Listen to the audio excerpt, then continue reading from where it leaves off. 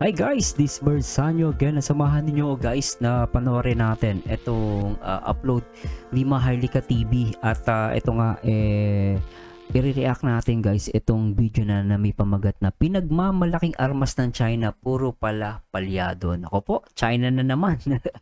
Alam naman natin talagang pag sinabing China, talagang maraming reklamo, no? At nakaagulat lang hanggang sa armas pala ng China palyado. Pero tignan natin guys kung ano yung masasabi dito ni Maharlika TV. At syempre, please support guys Maharlika TV, please subscribe. At hindi ko papatagalin at panoorin natin to at bigyan natin ng reaction, no?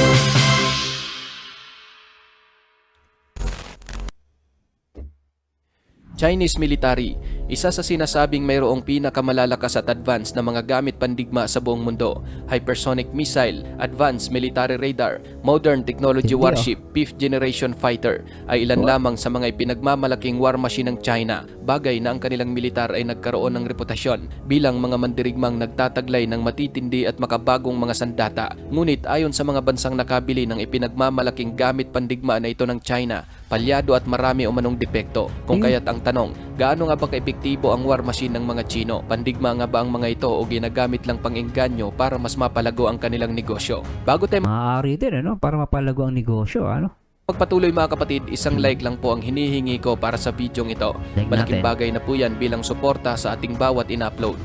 Back to the video.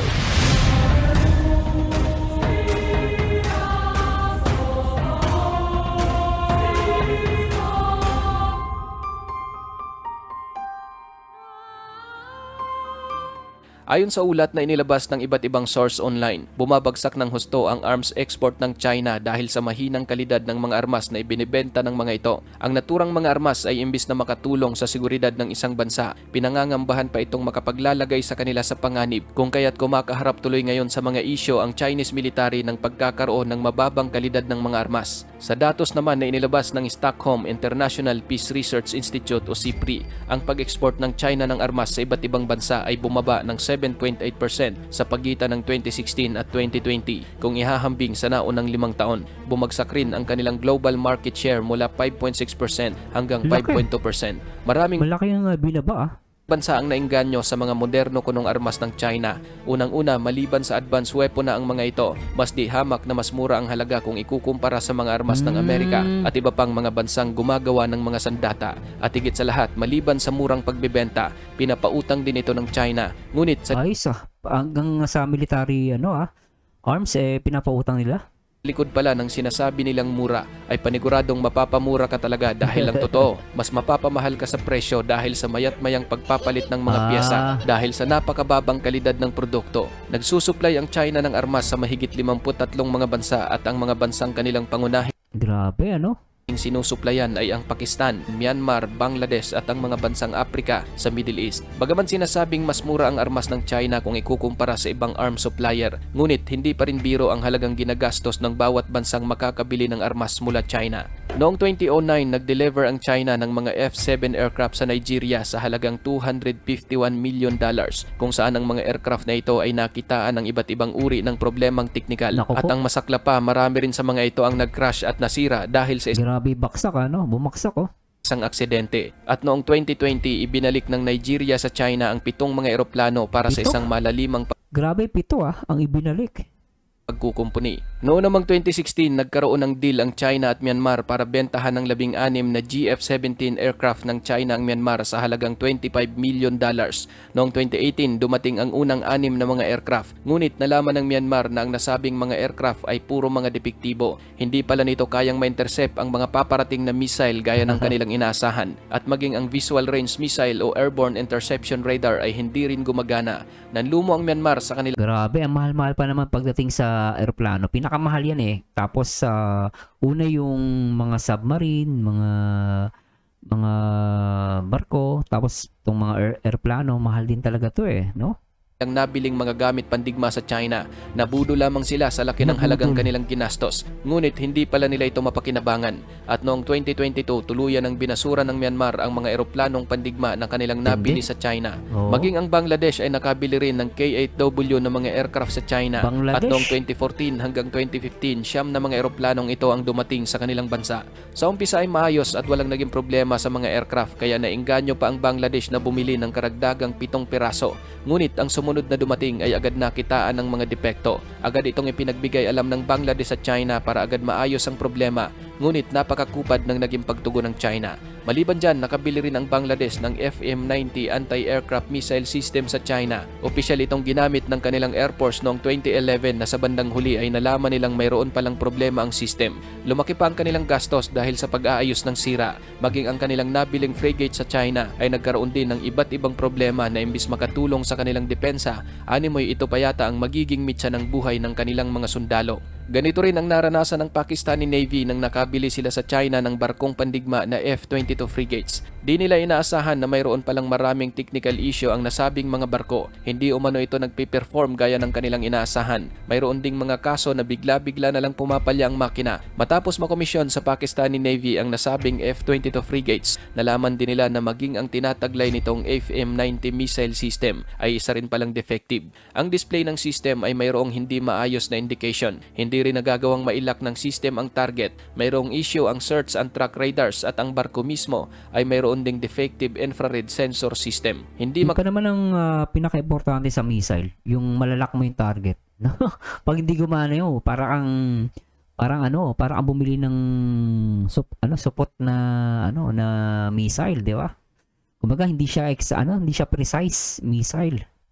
Makapaniwala ang Pakistan sa kanilang nabiling war machine sa China. Gumastos sila ng $750 million para sana mapabuti ng husto ang kanilang depensa. Ngunit ang kanilang nabiling mga gamit pandigma ay hindi pala nila mapakinabangan, lalo na kung darating ang panahon ng pangangailangan. Alam natin mga kapatid na masigasig na pinapalakas at pinapaunlad ng China ang kanilang mga gamit pandigma. Katakot-takot na halaga ng pera ang kanilang nilalaan para kompetensyahan ang mga malulupit na armas ng Amerika at Russia. Batid natin lahat na marami na nga silang na-develop na mga makabago at sobrang advanced na mga sandata. Ngunit wala talagang garantiya na ang mga armas na ito ay kayang ipanalo ang isang labanan dahil kahit kailan hindi pa nasubukan ang kalidad ng mga armas na ito sa isang battlefield. Hindi lang yun pa yung magiging isang factor. At the same time, yung precise kasi ngayon sa Ukraine, ang pinaka natatalo niya like sa Ukraine. Yung Ukraine kasi natatalo nila yung Russia, especially yung mga tanke nila, talagang pinapasabog na ng drone.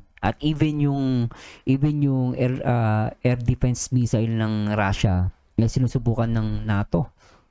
Syempre yung NATO tinutulungan yung Ukraine. So, yung Ukraine nagpapalipad ng mga long range missile.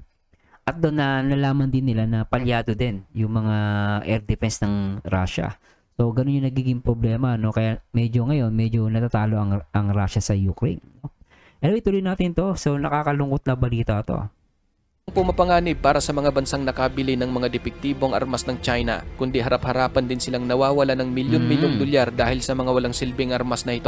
Paano na lang kung biglang dumating ang pagkakataon na kailangan ng gumamit ng armas ng isang bansa para dumepensa, tapos ang nabili nitong armas ay puro galing sa China? Paano sila ngayon makikipaglaban? Paano nila ngayon madedepensahan ng kanilang bansa? Gumagastos ka ng milyon-milyon o bilyong dolyar pa nga sa pagbili ng gamit pandigma na sa tingin mo ay maaasahang depensa sa iyong bansa. Ngunit paano kung ang mga gamit pandigma na ito ay hindi mapakinabangan kapag kailangan mo na itong gamitin? Paano kung hindi puputok ang mga missile kapag papalapit na ang mga kalaban? Paano na lang kung pati ang mga kanyo ng tangke ay hindi nakakatama ng target?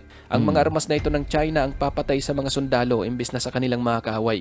Base sa mga ulat, ginagawa ng China ang pag-i-export ng mga gamit pandigma kahit batid nila na talagang mahina ang quality nito dahil upang makakuha ng impluensya sa pamamagitan ng arms export, makapagbubukas ng pinto para sa mga Chinese private business din kasi talaga yung arms export security contractors at higit sa lahat ay upang makadikwat ng milyon-milyong pera mula rito. Pang-apat po ang China sa pinakamalaking defense exporter sa buong mundo. Sumasabay ito sa Amerika, Russia at France. Ngunit dahil sa malimit na isyo ng kanilang mga armas na ibinebenta, unti-unting bumabagsak ang kanilang arms shipments. At tulad ng sinabi ko sa nauna, lumagapak ang kanilang sales ng 7.8% sa pagitan noong 2016 at 2020 kumpara sa nagdaang 5 taon. At ang kanila namang share sa global military equipment market ay bumagsak mula sa 5.6% papunta sa 5.2%. Ikaw kapatid, ano ang masasabi mo sa topic na ito? Para sa iyong opinion, i-comment mo na yan sa ating comment section sa ibaba. At kung nagustuhan mo naman ang video ito, paiwan naman ako ng like at pasubscribe na rin sa ating munting channel. Maraming salamat sa panonood, hanggang sa susunod na naman nating upload. Peace out! Diba? Grabe ano, pero ako masasabi ko lang dito, talagang nakakaawa yung mga bansang, karamihan sa pansin yung mga bansang bumibili sa kanila pero may hirap like Pakistan, Bangladesh, At the same time, yung aircraft kasi napakamahal, tapos yung para babaksak, kawawa yung mga piloto. So China kasi talaga maraming issue, mula sa sapatos hanggang sa pero may mga in fairness naman guys, may mga company sa China na maganda naman yung quality. Kaya lang syempre nakakalungkot lang hanggang sa military equipment sumasablay o palyado. Anyway guys, nagbase lang tayo dito sa video ni Maharlika, pero nakakalungkot na balita pero anyway, kasi bully kasi masyado diba? Diba masyado bully Anyway guys, this is Verzanyo again, at samahan nyo dito guys sa next video reaction. Bye po. Ikaw na lang ang katabi buong gabi.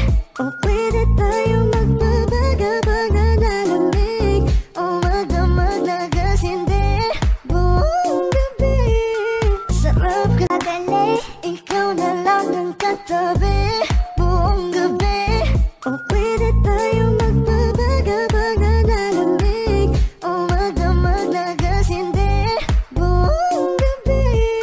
Sarap ka dali, ikaw na lang ang katabi buong gabi. O pwede tayo magbabaga-baga na lamig, o magdamag na gas, hindi buong gabi. Sarap ka dali, ikaw na lang ang katabi buong gabi. O pwede tayo magbabaga-baga na lamig, o magdamag na gas, hindi buong gabi. Sarap ka dali, ikaw na lang ang katabi buong gabi. O pwede tayo